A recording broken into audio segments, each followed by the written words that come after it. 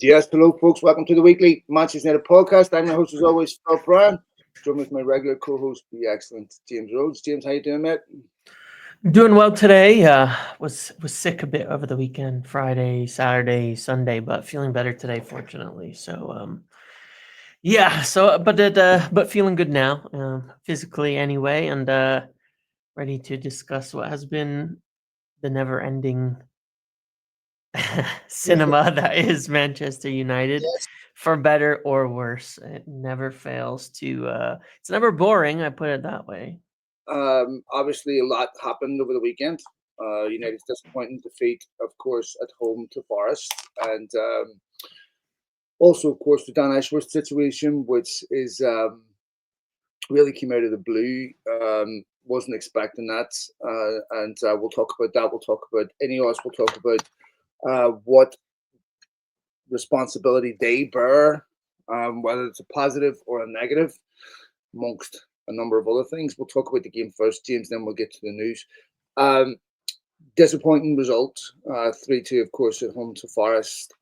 Game that United were expected to win, especially on the back of the Arsenal defeat. It felt like the defeat at Arsenal was a bit of a reset in the sense that what we saw second half at Arsenal and the 90 minutes against Forest was very reminiscent of what we've seen under the last 2 years. Yeah, it was tricky, and in some respects, there's similar things that are showing up, and definitely some general differences. And you put out a really good take on this, obviously, because the last thing that anybody should be discussing at this point in time, is Amarim and how or whether he's responsible for losses or things like that, because it's not really the phase of the job that he's in right now. And he said it himself, right? That the storm's coming. We're going to be taking hits soon. After the win against Everton, he was like, I don't know about this, because I think he's well aware of the deficiencies in the team. And I thought, things like the win at Everton were probably um, not congruent with where United are at as a team, right? Sometimes you get a little bit of a feel good factor. You get those wins, you get some encouragement, and confidence can take you very far in a lot of ways, but it doesn't necessarily represent where you are as a team. And also sometimes the losses don't too, rather, and I think that what we learned from Forest was not necessarily, I would say, things we didn't know, but we're seeing the deficiency show up a little more stark in certain areas of the pitch. And I think the first 45, interestingly enough, were actually really good. United can see off a set piece right off the bat. Terrible, right? We know that that's something that is a problem that has been discussed, that was abused by Arsenal, that they need to improve. The team is somewhat small in general. They're not that combative as they need to be. We know that affects you on set pieces. And then it was mentioned by some players, that they have a new set piece coach and they've got to figure it out. So there's probably a little bit of turmoil and stuff happening there too. The rest of that first half I thought was actually really good in some respects. In the overall performance, the goal that they scored was really nice. Again, one of those well-worked goals that is something that comes not off the cuff, but off of pattern training and things like that. You want to see more and more of that. And the two goals they can then concede were just, to me, complete meltdowns by a couple of individuals involved in the situation. And I will say I can forgive Onana making a mistake on the goal, because I think it was a pretty big mistake, right? That's a shot he should be saving. I can forgive that. It happens. He's been really good this season. He made a mistake on that shot. It does happen to even the best of keepers, but a tough one. The situation resulting in that shot happening in the first place is not forgivable. You can't be doing flicks in your own half, turning it over when your center back is running forward. We've seen those kind of things before. Those risky behaviors right in the middle of the pitch are not acceptable. They're things that they want to get out of the action that you just cannot do in a game. And And the third goal I thought was one of the most it was really, really cowardly by a couple of players in the back line who completely backed out of making any sort of challenge, of making any sort of attempt on the ball, of making any sort of attempt to play a player. And you can see that, where teams are targeting in that respect, where they're seeing a lack of combativeness, a lack of fight. I thought they tried after that to get back into the game, got another goal out of it. Not there in creating, but it was a lot more in that respect what I expected. A team that's been on the counter for 6 years, 78% possession, conceding on a few disastrous mistakes and failing to win. This is going to take time to become a team that has 78% possession and creates chances and scores goals and dominates game and doesn't make mistakes. It's going to take time to do that. And it's a big change from the type of play we've been seeing. Yeah, look, so the point I was making was Amorim is in the find out stage of his job. Right? Yep. So you ask questions of players, you don't get answers to these questions in the manager's office or on the training ground. You get answers to these questions by what you do on a football pitch, right? And there's only one way to find out if somebody can do something, and that is, you have to put them in the ultimate, moment of truth in the ring or the octagon or this is where all answers are given. Of course. Right? Yep. And when you find out that they can't, it's unfortunately typically always through consequential mistakes or defeats. Sure. But those defeats are informative about what changes need to take place. We haven't seen Amorim's solutions yet because he's still trying to understand the problem. Yeah, that was game 5, right? Total. Yeah, So, especially when you're rotating the squad, you can't make those decisions on a player on one game or 2 games. Regardless, you could have a player play exceptionally well for 2 games, and that could be misleading, or have 2 poor games, and that can be misleading. So you have to try to get some type of volume of work data that makes a logical inference and says, okay, this, before you can make a decision on a player. This guy came in November and didn't have a transfer window, didn't have a preseason. So he's been thrown right at the deep end at a mediocre football team where he's trying to find out why do they make mistakes that nobody else makes in the league week in, week out. Why can't they do the basics? Well, you said concerned me because I've seen this before. The Chris Wood goal happens for the same reason the goal happens off the corner. For the same reason the Brentford goal happens off the corner. For the same reason the Arsenal goals are happening off corners. There's no intensity to defend. But when you were trying to do zonal marking, or even man-to-man, but zonal, you need someone who takes responsibility and organizes. You need someone that's constantly communicating, this is your job, go here, go here, go here, especially when you are trying to, implement new ideas. This is maybe one area where I think Amorim really needs to get a settled back 5 where 3 he wants to do, because it's constantly rotating. I don't think helps. But I've seen this too many times at United where when they concede a goal, for those that are watching this will see, but you'll get the message. This is the response. Turn around, walk away. There's no bollockings. There's no one taking responsibility. What I see is a bunch of players blaming everybody else. Chris Wood is about who wants it most. The Arsenal goals are about who wants it most. Once that ball leaves the ground, it's a 50-50. Now who wants the ball most? The person that wants it most is the person who's going to win it. This is simple as that. It is, things don't change in football. So, yes, there are subtle differences, there are complexities that change, but ultimately, I don't care what instructions you give someone, what tactics you give someone, they're all predicated on the fact that a player or an athlete goes out and executes with 100% intensity, because if a human being doesn't do that, everything else is irrelevant. These are all little subtle things that will help you, but they will never compensate for someone that isn't giving you the basics. And that's a big, big question, or that's an uncomfortable answer for Amorim. Because that is, I don't want to single Dalloway because he wasn't the only one. But that first goal, he's in the corner. He's in no man's land, James. What is Yes. he doing? And it was very reminiscent of what happened against Brentford. The lid comes off. It's corner comes in, bang, corner to near post, and it's a token effort. Mm-hmm. I don't really want to get to the ball, and if I don't, who else can I blame it on? It's close. Yep. Sandro Martinez, similar. Yeah, he watched the ball go right in by him. Yeah. Yeah, after the third one, I thought he could have done better. If you're the Sandro Martinez at the back post, you're looking, if this ball loops over, I'm clearing it. Right? I mean, you anyone that's played football knows where that header's going. Mm. Right? That header's going back across the keeper.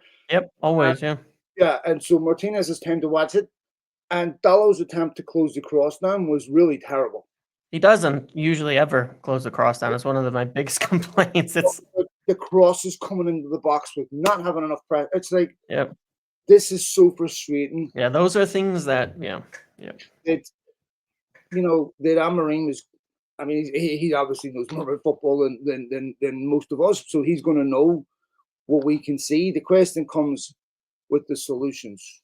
What does he do to fix these, and what ability does he have to fix these? But you saw even where young Garnacho coming off. Look, it's understandable to be disappointed. That happens, right?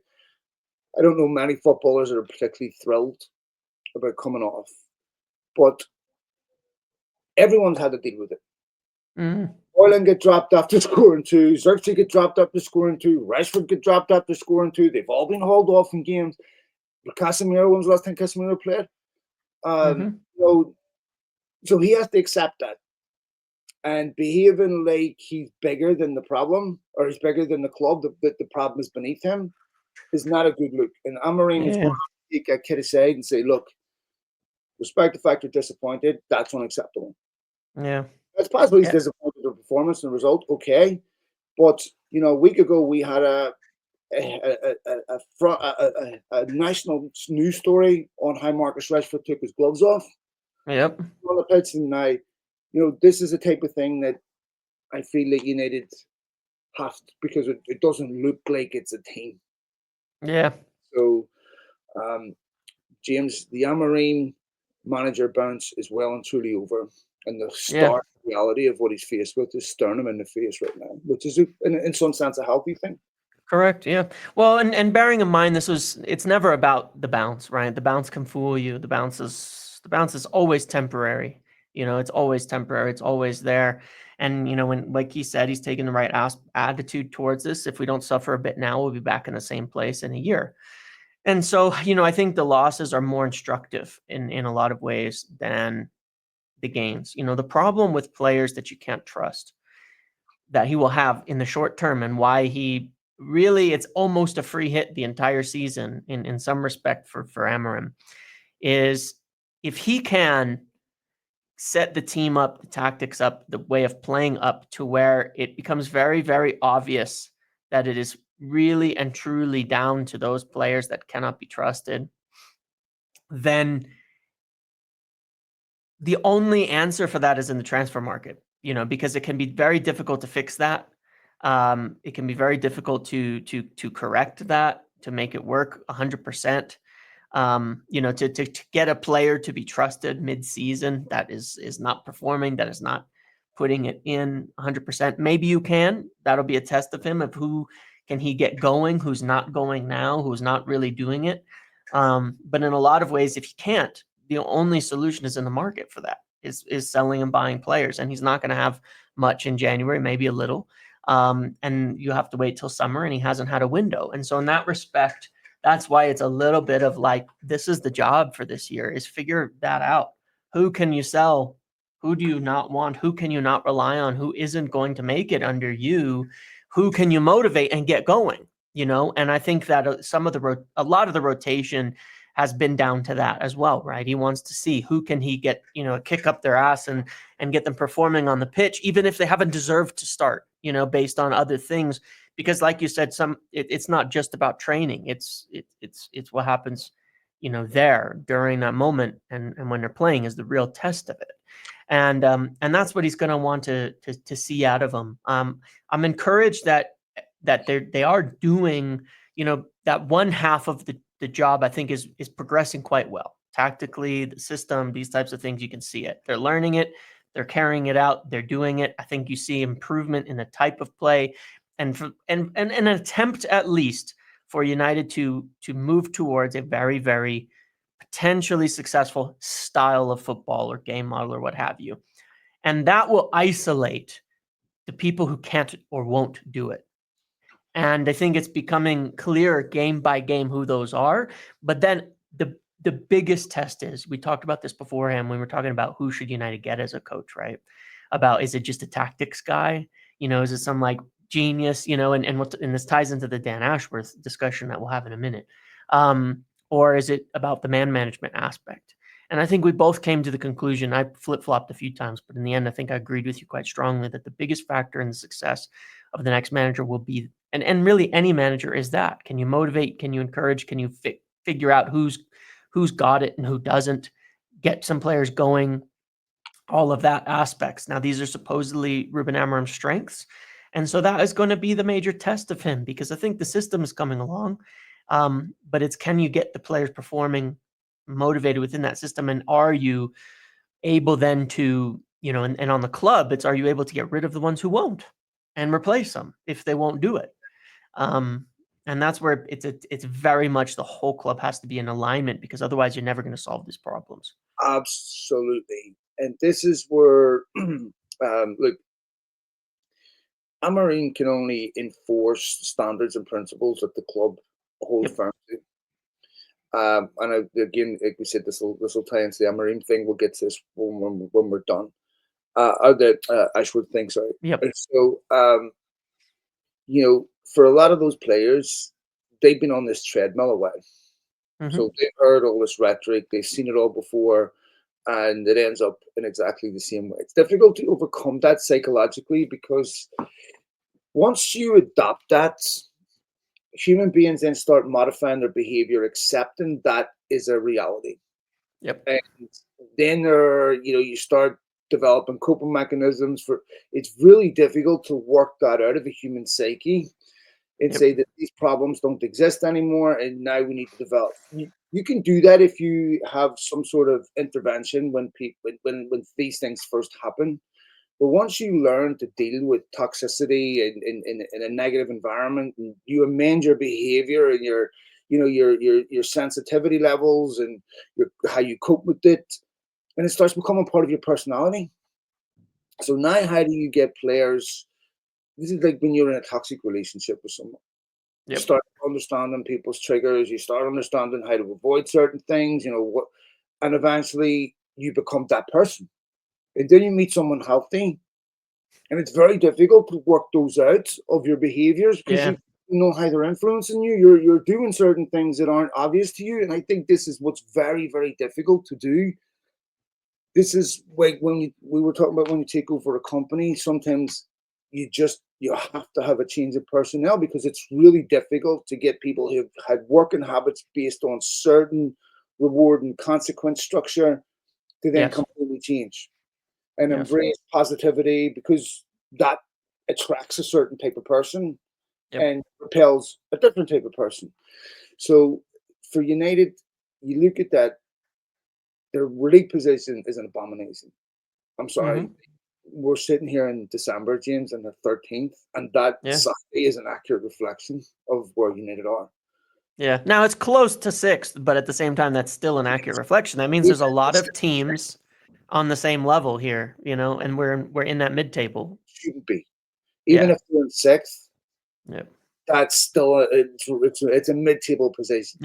Yeah, exactly. And they're mid-table in the Europa Conference League, where they were before, and you're looking at this is indicative of where United are at. Mm-hmm. They're a football team that sometimes has the ability to beat people, but has the ability to lose against anyone. Now, I want to read a stat to you, because this is courtesy of The Athletic. And this is absolutely astonishing stat. I had the question if it was accurate or not. This is genuinely hard to believe. There's two of them here, but Man United have now conceded 7 goals from corners in the Premier League this season, with no team letting in more. They've also conceded a greater proportion of goals from set pieces overall, 50% than any other team. Now, Mm-hmm. defending set pieces is not particularly complicated. You don't need to Yeah. be a touch.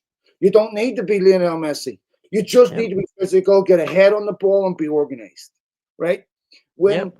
when a manager takes over a team trying to save them from relegation, these are the first things they fix because they're the easiest. Yep. Let's be dangerous on set pieces. Let's not concede from set pieces. And set pieces are the domain of a team that don't have the technical ability to cut you open. Yep. Right? Ireland national team, what did we do on set pieces, long throws, corners, Yep. because that's the leveler. For sure. It's always been. Yeah. Right? I can't beat you technique on the ground, so we're going to muscle you. We're going to want this. Yep. That is an indictment on Manchester United's desire more than the organization for me. Yeah.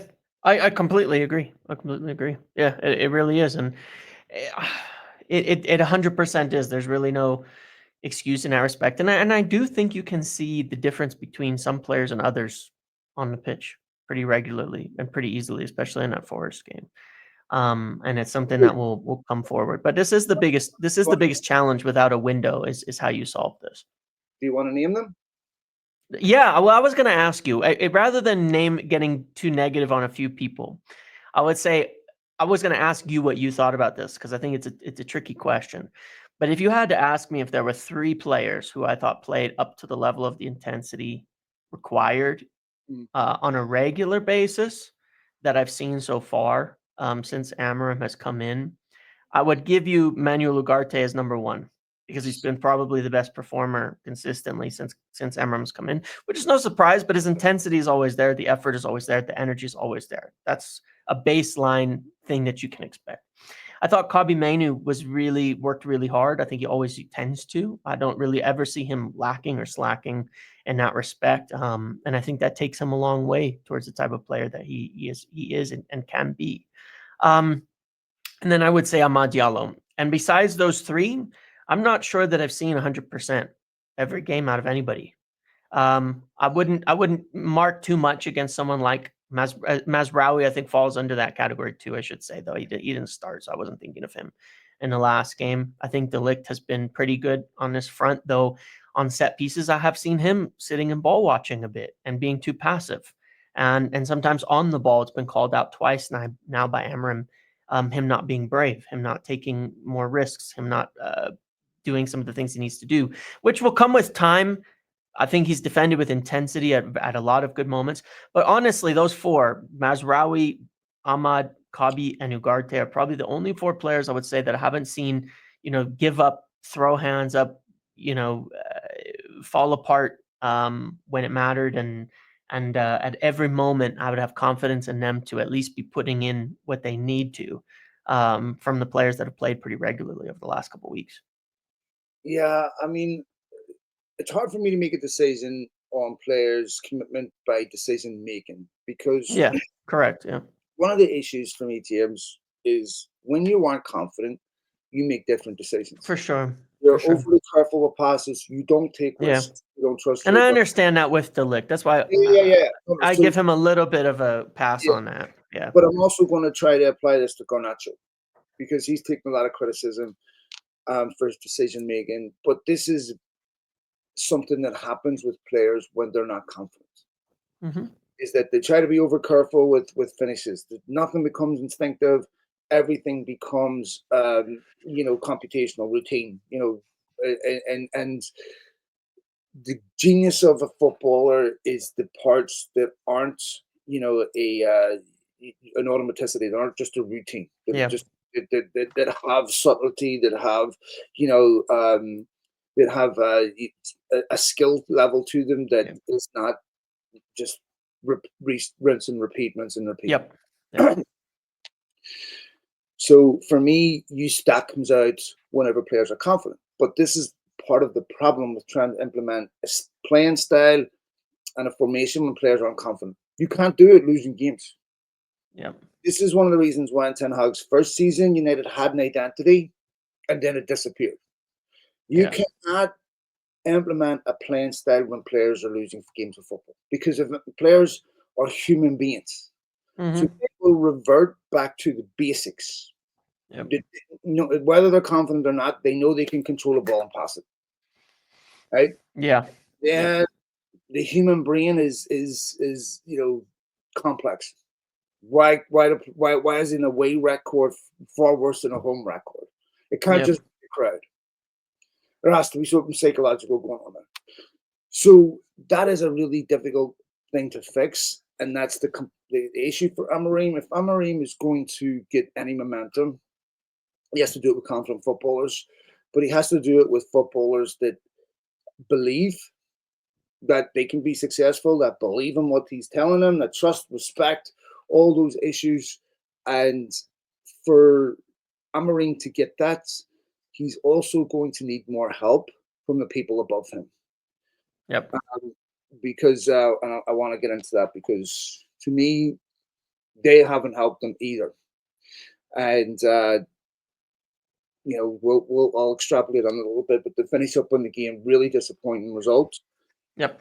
I would have added Onana onto that list of someone who's been exceptional. Sure. I forget the keeper sometimes, but Onana deserves it. Besides the mistake, which it does happen to keepers, he's been really good, good for us. Yeah.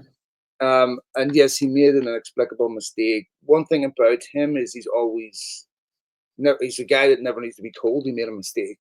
Yeah. So, but ultimately, even if he hadn't of, I don't know if he would have won that game. There was far bigger issues for me that were concerning. That really, when we start Amorim executing solutions, then we can have a proper judgment and say, okay, because as we said, this is, even if he wins games right now, James, and to be fair, he was one of the ones that said that about Bodo Glimt and Everton. We should beat Bodo more. Everton deserve more. Don't just judge the result, the performance. Yeah. He said that when they were winning. Yeah. And I mean, when nervousness creeps into a team, James, the only way you get that out is by winning games. You see it today. And so he has a big challenge. It's insidious. It's very insidious. These how things. the human brain works. Yep. And the thing is that once it goes through a team, whether if it's positive, the collective impact of a positive atmosphere lifts everyone quickly, but the collective negative consequence of nervousness, like a virus, goes right through the team, especially if it hits leaders. All right, Mr. Ashworth.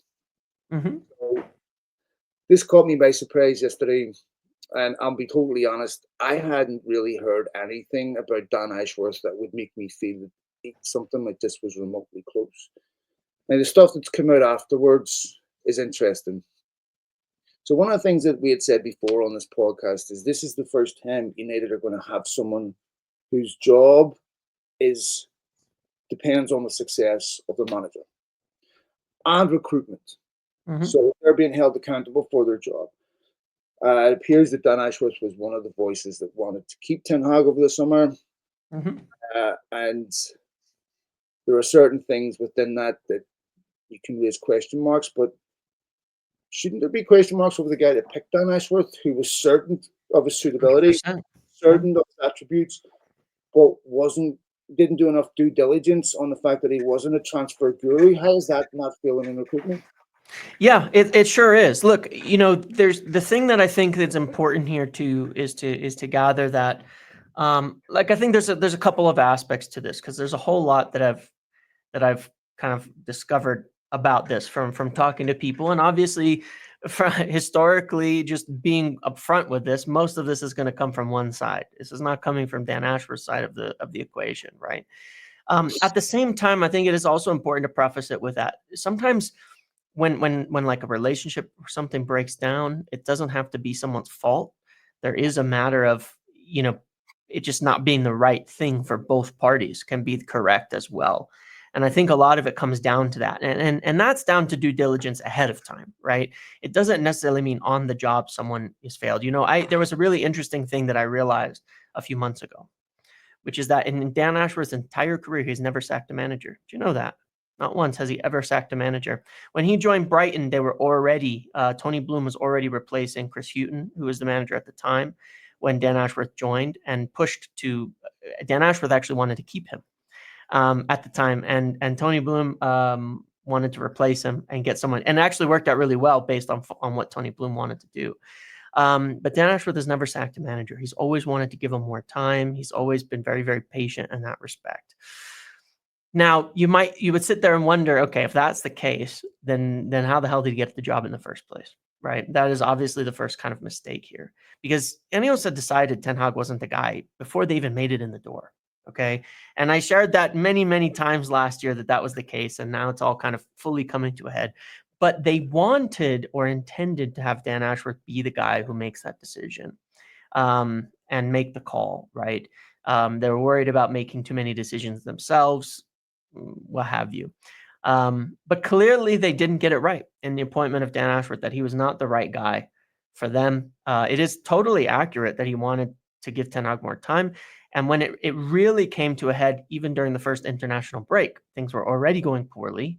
And they were already thinking, like, if they've already made their minds up in this case, right, Ineos, and saying, we have huge doubts about Ten Hag, but you've convinced us to keep him for longer. And then you start the season and it goes to shit immediately. You're kind of screwed at that point in time. It's just a reality, because their perception, they're already being proven right in their eyes on their view of the manager at that point in time. And if you don't back that and then say, let's fix it now and get somebody else in immediately, then you're in trouble. And during the October, I think it was, international break, they got together again on this, and it was looking bad. And Sir Jim's view is essentially, someone has to fix this, or I have to. And it was Omar who stepped up, started looking at managers, started making calls, getting in touch with people, and Dan Ashworth, who in their eyes didn't. The minute somebody above you starts doing your job, you're done. It's over. You're gone, right? You're screwed. Any job you're at, if someone starts doing your job, start printing your resume and sending it out to people, because you're about to be fired 100% every single time. It is a guarantee. So right or wrong, they view Omar was very decisive on this front, saying, look, fine, I'm going to take responsibility for this and fix it and go get us a manager. And not, look, to be fair, I think you'd have a lot of agreement with Omar and Ineos on this, because you look at the names that Dan Ashworth is putting forward, and the names that we discussed on this podcast as incredibly uninspiring. Your Graham Potters, your Thomas Franks, your. What did you expect him with Dan Ashworth, that he was going to recommend Zidane? Well, that was a terrible look from Brighton and Newcastle, and he's a Brighton and Newcastle manager. What do you expect? Exactly. Look, Thomas Frank's a good manager. He's doing well this year as well. But again, we're going to fight about this again. No, he's a good manager. But agreed. Look, Sir Jim shared the same view as you, and Omar shared the same view as you. He wasn't this up and coming, has actually done some shit manager that they wanted, right? And an inspiring choice, which I think Emeram is, winning titles and another, and doing all that. But but correct. Look, he came in and it was like, most of our watchers aren't Americans. They aren't NFL fans, right? But you might remember this clip from the 90s from a Vikings coach where he just kept saying they are who we thought they were, like over and over in a thing. Maybe it's a Colts coach, one of those.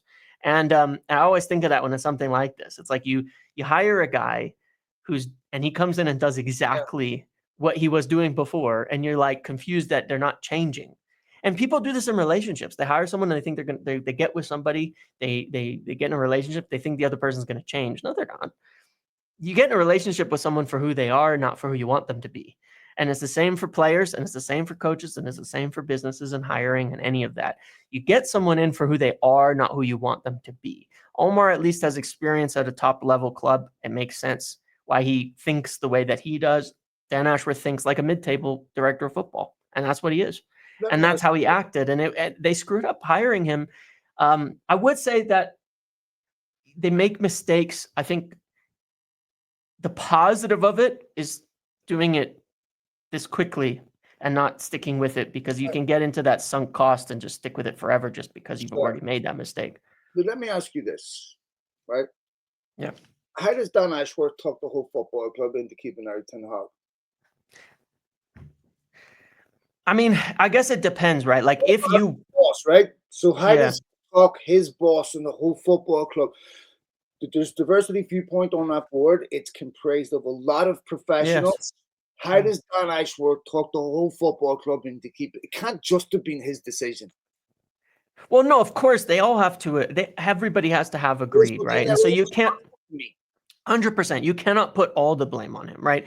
Look, it obviously that's a multifaceted thing, right? If you sit down with a discussion and someone convinces, what's that? I'm sure they'll tell you it wasn't just the Ten Hag, and it wasn't. To be fair, I'm sure maybe he would have got away with that mistake if, James, as you know, you run companies right in Turkey. Yep. If you get fired, you said it perfectly just there. It's almost never the one major mistake that you make. Yep. It's always an accumulation of small things. Yep. Going on vacation or a holiday was the first day and the day. I mean, these are things that anyone with a functioning brain doesn't do. And I want to comment on that real quick. Oh yeah, go ahead. Sorry. Because remember Amram said about the trip from Casemiro and Rashford. He said that it's the club's rule. He would prefer if they changed it. And you mentioned that he can only enforce what's there, right? And you take that comment and you take Ashworth going on holiday and you think, how would I put these words? There's complicit agreement here from Dan Ashworth that this is okay, that these types of holidays and vacations are okay, that seemingly don't match the view of Amaram and potentially others. There's an implied consent. I mean, they are party to this. Yep. But here's the thing on that, James, right? I mean, these are things that are company policy on who can go where, what is not something that's nebulous. Yep. Any organization that's run exceptionally well has these things in black and white. This is where obviously there's a judgment issue here. Maybe it fell within the rules, but it just wasn't smart. Right. Then, of course, in the coverage, we heard about his attempt to bring in an analysis company, that Ratcliffe, I think, rightfully would have expected you bring that knowledge. It's your job. Right? I mean, if you're in a job, you do not find a million ways to render yourself meaningless, right? Yeah. I mean, Kirk is putting pencils in a box. Nobody can put these pencils in a box like me. Do not ever hire somebody else to come in here and do this for you at a fraction of the cost of me. I mean, that to me, I'm looking at that and going, And then I'm wondering how Eddie Howe ended up on the list when it was quite clear that they didn't even get along. Yeah. They get along, and Eddie Howe was more or less happy that he was leaving. Yeah. So I don't know about that, but none of those were Manchester United managers. But it all depends on what question he was being asked.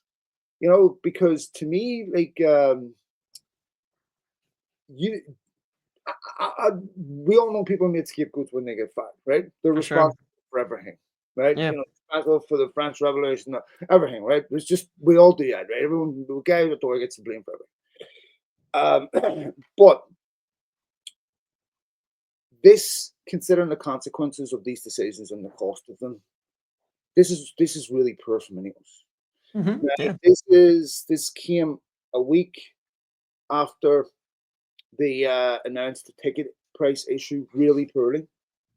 So Amorim, like we said on this podcast last week, had to face protests in his first home game. Not okay. This, of course, is off the back of other questionable decisions that they've made. Yep. The Ferguson incident, to me, there's a right and wrong way to do things. And I can totally accept the fact that maybe it's time to move Alex Ferguson on as an ambassador, but I think there's a right and wrong way to do it. And I think he should have been given the opportunity to do that properly himself and not make it look like it was a result of financial, waste, necessity. Yeah. And then we're saying Ruben Amorim doesn't have the money in January to go out and get the players he badly needs for this football club to succeed on the field. Yep. If, as a consequence of decisions like this is where it does grate on me a bit. Ineos are going to make mistakes. That's a fact. They're not going to get everything right. We said that in the beginning, but this is a big one. Yeah. And again, it is, and I'm trying to be balanced on it, because the fact of the matter is that, you know, the decision to hire Dan Ashworth was not made by Omar Barada, who's an experienced football person. It was made by Sir Dave Brailsford. If Ratcliffe fired him, yeah, would that undermine Barada? Sorry, carry on. What's that? Sorry? If Ratcliffe was the one that made the decision to fire Ashworth, does that undermine Barada? I think it very much was in tandem, you know, and I think that I would be really, really surprised, especially, well, no, I won't say the next part, but I'd be really, really surprised if it wasn't. In fact, I'm quite positive it was very much in tandem. And I think, you know, Omar Barada knowingly started doing Ashworth's duties. And that is all you need to know. Like I said earlier, when someone above you starts taking your job, you're done. And Omar took Ashworth's job. Right? Like in the real world, he took his job. He said, I'm going to do your job for you. And I'm going to go fly to Portugal, and I'm going to go meet with people, and I'm going to go get a manager. You know, Dan Ashworth. Wasn't there lots of discussion over the summer about United not wanting to hire people until they knew exactly who they were working for? So if Barada had nothing to do with Ashworth, and we'd have to assume that was a Jim Ratcliffe. And I remember Ashworth and Brailsford are supposed to be very close. Yes. Does this now reflect... Brailsford's on the board too, yeah. So does this now reflect an issue between Ratcliffe in question and Brailsford's judgment? Probably. But if Barada didn't hire Ashworth or had no input in it, then the subsequent problems are entirely predictable. And anyone with a brain that's putting the management team together would know this. That we're not going to impose. So we need to know who hired Dan Ashworth, who fired him, okay? Because those are important questions that United fans need an answer to. Yep.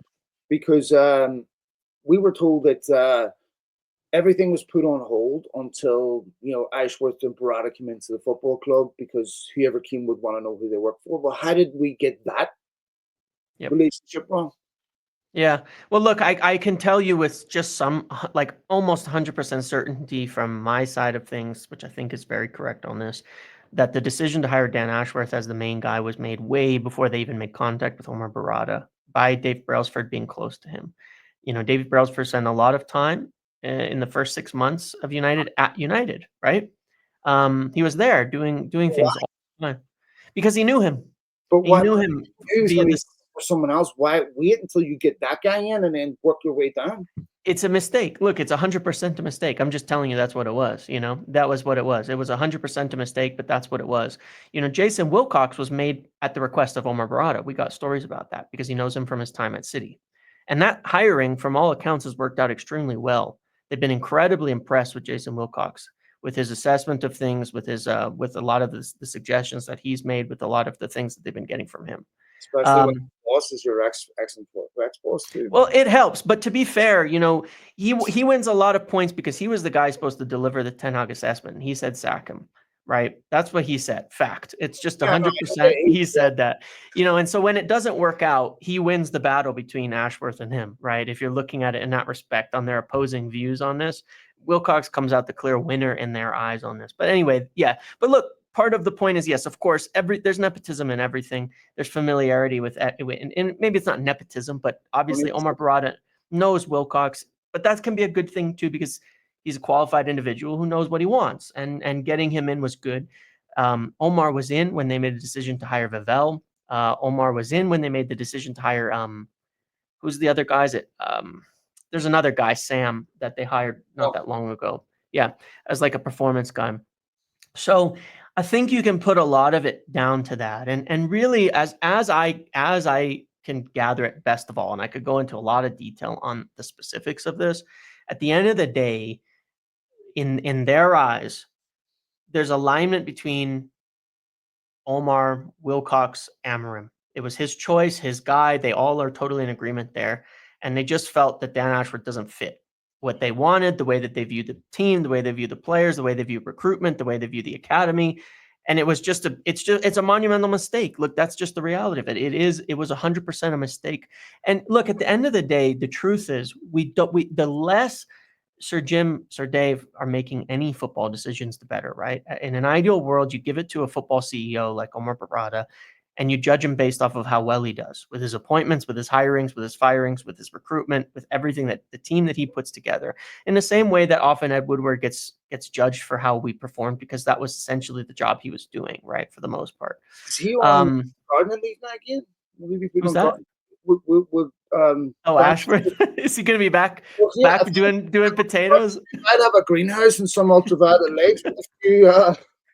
The biggest garden in England at this point. And yes, we would be growing all kinds of exotic flowers. Who do you think we should replace him? I was thinking a scarecrow. I don't think anybody. I'm not actually sure they will replace him with anybody at this point. The other factor is I don't know that are outstanding in their field. God, that's really stupid. No, just kidding. No, it's all good. I'm not sure it will be anybody. From the early conversations I've had, I wouldn't be surprised. They already got Vavell, who's a recruitment guy. They already got Wilcox, who was a director at Southampton. Then they hired this other guy, Sam, who's a performance director. They already kind of have a lot of people in place. Omar is obviously very experienced. He's not just a money guy. We know he knows football and deals with football at this point regularly. I don't know that they need anybody. I don't know that they think they need anybody. And in some ways, it'd be better to be a little lean and be all in perfect alignment than it would be to just hire someone for the sake of it. You know what I mean? You go hire like Berta from Atletico Madrid. How does he fit into this? Do you know that he's going to be a better, person? Is he someone you want to hand responsibility to? You don't. It's hard to know that. So this is where I have concerns, because every single hire that you make, I understand lower level ones, they can end up overlapping, and you can, okay, we don't need two people for this position, but Dan Ashworth was brought in for a very specific role that was integral to the vision of Ineos. And I don't understand, if you're bringing in someone at that level who requires supposedly unique expertise in their position, that then you find out that, their duties that we assign them with can easily be covered by other people who aren't necessarily visionaries in that particular area, but can do them. Did your vision change? Did your concept change? Because Dan Ashworth has a very specific, identifying attribute, or very specific set of skills that give you a clear indication of what someone wants to do. They want to build a structure that's similar, self-sustaining, that has, a lot of the good parts of what the clubs that he worked at, which was essentially Brighton, where he made his name. Okay, so is that vision now changed? Have United now decided that we no longer want someone of that caliber having this level of influence? Or because if they don't hire somebody of similar, then what has changed? Because how could that position be absolutely integral, 6 months ago, but now is eliminated? I can understand lower level stuff, but it's like saying, okay, we needed a striker 6 months ago, but now we're just going to phase that out. We don't need one. Like, this is a very specific position with a very specific skill set that is, commensurate with your vision. Now what? Well, I would just argue. I mean, look, if I want to be frank about it, I think a lot of people might consider that in most corporations, a lot of managers are unnecessary, right? You're bang on, of course. Yeah. I agree with you. But look, and all I'm saying is I think that's probably part of it, okay? I think there's a lot of people who are overpaid to do fuck all in a lot of jobs in big companies and expensive places and things like that. I think that, part of it is guys like part of it is probably that once you're in there and you get it, you can see that maybe you don't need it. You just don't. And that guys like Jason Wilcox, I mean, does Jason Wilcox actually have less experience?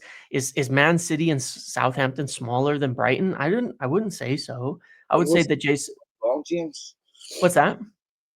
He wasn't in those jobs long though. No, for sure. But if you take his experience there in terms of the academy and these things where he has had a track record, and you bump him up, and you have this guy Vavel who does have a hell of a lot of recruitment experience in Germany, mind you, but for these major German clubs that have done a lot of worldwide recruitment and things like that, maybe that is all you need in that case. Darren Fletcher, for example, is somebody who is mostly on the coaching area, but potentially now could move up, I would suggest, to take something like the technical director position, given that he's staying on. I'm just looking at, you might go vertical, right? Move some people up to absorb these positions and then hire more down below. And it's cheaper and it's less risky in that way to do it. And I would suggest that might be the route that they go, that you move Vivel and Wilcox up, you move Darren Fletcher up off of the training ground and onto the technical director role. And then you might hire another pathways person or some ex-player to come in and work with the young guys and stuff like that, because that's easy to do. That's easy work. Yes, right? Yeah. A big part of a job in any company is self-preservation and making yourself look integral. Okay. If I'm Dan Ashworth, especially if I was a big part of the reason why Ten Hag was still at the club, I am making sure that I am an integral part of hiring Ruben Amorim, so that the club doesn't go, we don't want to sack the guy that was a big part of bringing this guy in. Because it's going to be, tumultuous upheaval for Ruben. It shows once again the instability and decisiveness of the club. I would have inserted myself in that process, and if I'd have been removed from it, I would have known then what's coming next, right? Like you said. Yeah. Okay. And I most definitely would not have been on holiday on a second day. I'd been like, you know what? I'm making sure, because this guy's going to be here for a while. And some of my securities dependent upon my relationship with him. Yeah. Because if they're, I want them to think of me if do we want to sack Dan Ashworth? Maybe we don't want to piss off Ruben Amorim. Yeah. But he didn't. I mean, I said he was isolated before that. And maybe. But you'd think you'd want to Yeah, well, I was still do it. I'm like, okay, like, I screwed up. Let me do something to make myself valuable. Yeah. Because sometimes people that have made a decision will reverse it. Okay, show an initiative, but to me, there's some. That's why you can't take the blame away from him on this a lot, because the behavior is odd. It's like he was expecting it and waiting for it rather than doing something about it, which. I'm pretty sure if you spoke to him, he would probably say things like, it was never made clear to me what my job actually was, and this is exactly what I mean, James, but having a very, very clear definition of success to people and what it means to be successful in their job and what it means to fail. And this is something that a lot of companies lack. And in fact, a lot of companies incentivize employees for success that is orthogonal to the interests of other people, and they end up competing. So what is success in sales may not be success in accounts, so, I need to give this guy 60 days to get us an account. Account's like, no, we're going after 30 because I'm incentivized to get money paid within 30 days. And then you have competing interests within a company, and that's not possible. So that's why alignment is difficult to accomplish, but you have to have when you bring people into a company, especially at that level, they're what's expected of them has to be precise. Yep. And so for me, it sounds to me like he never, United hired someone that thought he was something else, and he wasn't. But to me, that was obvious. He wasn't the transfer guru. Yeah. I mean, I don't know. That to me, what it tells the players once again is just there's massive instability at the football club. For sure. There's no, there's still really zero progress from an organizational perspective. From what we've had before, if Woodward had acted like this, he'd get rightfully slaughtered. Yeah. I mean, one of the reasons why you're paid the money you're paid is because your judgment, your ability to be able to make judgment calls based on your experience and your knowledge that other people can't make. And this once again just looks like chaos to me. But for sure. And look, one last point. I think it was yeah, coincidental that they did it a month before or 4 weeks before the window. no, because specifically part of look without how do I put this? How do I put this right? Because I don't want to that, like I said, I don't want to dump everything on trying to blame an individual, right? Even Dan Ashworth in this case, because I think at the end of the day, 99% of things is that people just don't fit together, right? And one of the things that was specifically told to me is that the assessments of United's current squad and the transfer profiles that they'd want to build for Amarim to build the team that he wants are just incongruent with how Dan Ashworth sees things. And it makes sense. It's not his manager. It's not the guy he wanted to hire. It wasn't. So there's something about how Amarim plays, what he wants to do, that wasn't appealing to Dan Ashworth. So how is he going to recruit players for that profile? He's not. He's not gonna. He's not gonna see the same. He's not gonna see the players at the squad the same way, and he's not gonna see players outside the squad the same way. That's why there has to be alignment from top to bottom. So I think that is not even slightly accidental. I think it's 100% of another drive. Like we said, another driving factor beyond the Ten Hag thing. A driving factor in this is that he's obviously not going to be helpful for the transfer business that they want to do. And so, no, I think that is probably the presiding issue at the moment in terms of time. That look, if they want to look at who to sell in January, and they're saying, and Wilcox is saying, okay, I've spoken with Ruben, and I would like us to sell. I'll just pull a name out, somebody that we're definitely not going to sell. I would like us to sell Manuel Ugarte. And then Dan Ashworth says, no, I want to keep him. Well, how's that going to work now? Right. And then who are you going to go with? Yeah. If he wasn't close to the manager, like you said, and he didn't make an effort to get close to the manager, and he wasn't involved in his hiring, then you have to throw his opinion out the window, but then he's useless. Then he's just useless in that respect. And that's the presiding issue at this point. I think that they really want to be very decisive, and I don't want to use the word ruthless, but ruthless on this front, which hopefully they are, given how they're acting elsewhere. And they need to have agreement on all fronts on that in this respect to get where they need to be. I agree with this is an organization. I'm not losing any sleep over Dan Ashworth. Yeah. He's walking away as a wealthy guy. There's lots of low-level employees at United who have walked away in much more difficult situations. So I'm not, and I wasn't a massive fan of him coming in the first place. I remember talking to you about it on here I was like, I don't understand what you're trying to emulate at Brighton, at Manchester United. And that little bit concerns me. I think there's certain things you can learn from how it's run, but when you're trying to sign players of a Brighton caliber at Man United, that would concern me. And that's where his expertise in it lay, was in getting players and contacts for players of that particular level. So to me, it's going to be interesting to see how United proceed if they end up replacing this position and who they replace that person, who they bring in. Yep. But to me, James, it's true. I know they're going to get things wrong. I accept that. But if you're going to be completely ruthless with your staff, you have to make sure that you are providing them with everything they possibly need to be successful. Otherwise, you have to have some sort of leeway to say, okay, we shouldn't expect them to be at this level yet because we're not giving them the things that they need to be at that level. Yep. So, we'll see. My hope is, just on the final point on that, my hope is in the long term that we have obviously less decisions being made by people who aren't qualified to make them. That's what we've always wanted as well. In the end, if your CEO is running the business and they're the right person and they're experienced, that's the right way. That's what you want. The less people who are not in the business and who are not knowledgeable of it influence it from the board level, the better. And that's true of every single business on earth. I promise you that.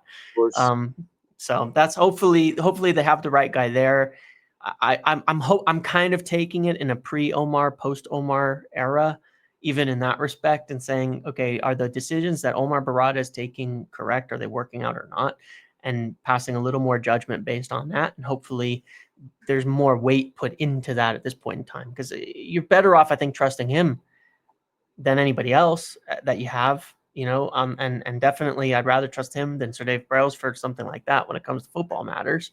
So that's my hope anyway, and hopefully that's how they approach it. All right, matey. We're gonna just try to start doing these live, maybe Yes. next week, but within the next couple of weeks once we get everything sorted. So hopefully that makes it easier for people. I strongly encourage you go check out the Jim Ratcliffe interview in the United We Stand fanzine. Remember, support our fanzines are very, very important. You can subscribe to UWS online through their app if you're not local. I'm a subscriber. I get it delivered to my phone every month, and it is honestly probably the best one, informative, insight, gossip, knowledge magazine or content that you can consume with Manchester United, and also, of course, Red News as well. It's a fantastic fanzine that you should support, that are the lifeblood of the football club. Anything else, mate, before we go? That's it for today. Okay, matey. And we will be back next week. And hope you all have a safe week. Hopefully, by the time we speak next week, United will have the Bilson on Thursday. We need to play next weekend. City. Is it City next week? I feel like we have a different one, but City's coming. I thought it was City. Let me see. Yeah, it is City actually. Yeah, no, you're correct. Yeah, we have the City on Sunday. Dan Ashworth, yeah, on my brother. No. Big week for United. So by the time we speak next week, we will hopefully be talking about 2 victories, which would be great. I'm telling you, City are there for the taking if United had a team that was capable of doing it. But yep. All right, we'll leave it there. Thanks, folks. Thanks for tuning in as always. Thanks for downloading the podcast. Follows, likes, retweets. Take it easy, Jimsy. See you later. All the best, mate.